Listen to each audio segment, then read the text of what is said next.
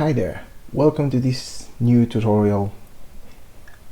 This is the follow-up on prior tutorial which I made on the ETL site, in which I explained how to parse large JSON files and insert its contents into a database with Talend for ETL. So today what I'm going to do is the opposite. We're going to extract data from the database and generate a file.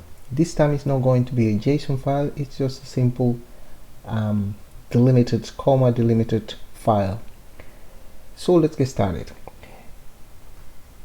First thing that I'm going to do is I'm going to create a project, a job design.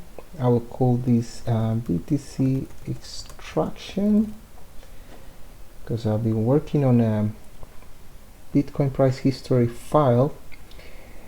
And that's the thing here. The first thing that I need to do in order to extract data from a database, I need to use a component that might sound confusing because it's an input component. You will imagine that you need an output or something to extract data from a database, but actually you need an input component. So I'm going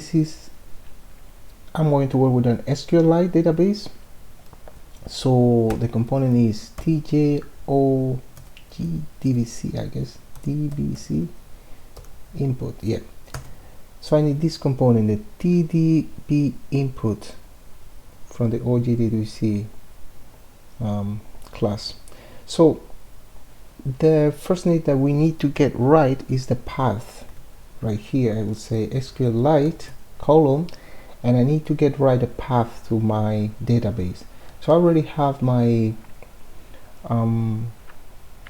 Explorer, DB Explorer for SQLIte, and it's showing me exactly where my database is located.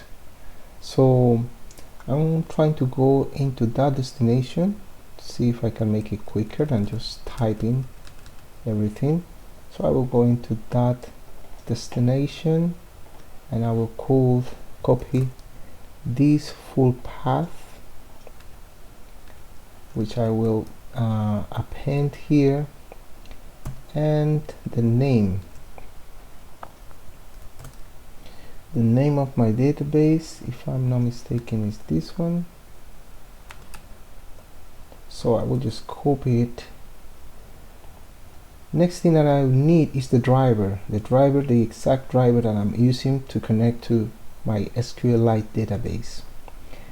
That driver I can find in my system somewhere. I have to look for it. It's a Java project somewhere over here in my external libraries. So here I have my driver. I will just copy its whole name and add it here. I don't have to do anything else because I have installed this prior, so I just have to mention here the exact driver that I'm going to be using. Next I need to define the driver class. For this one is SQLIte uppercase JDBC. So if everything has gone right now, I should be able to, from here on the table name field, I should be able to just select my table from my database. Click OK. And now I just need to write my query right here. So going back to my browser, SQL browser, and actually I would like to have, I think I have a query before here, no, but yes, this query is the one I want to have. So I will rewrite it, select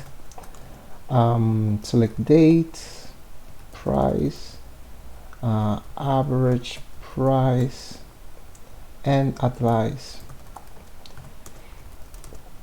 from history, and I want to limit this to, let's say, 100 records. Yeah, so that's what I want to have as a query. Then I go back to my Talend perspective and write in my query and let him guess the schema. Very good. So now if I go into my schema, I should see only the specific fields or columns that I want to extract. So having done that, now I can just t-log the rows. Let's take in the table view and run.